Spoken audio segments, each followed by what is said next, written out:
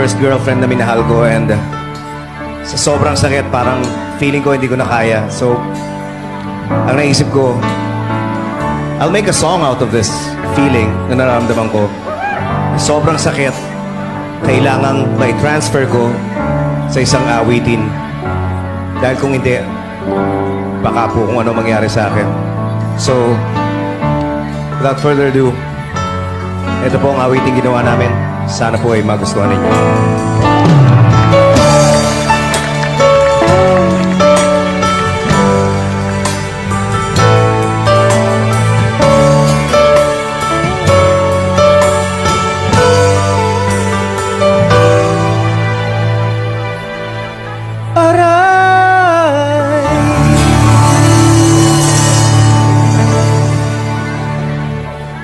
Thank you.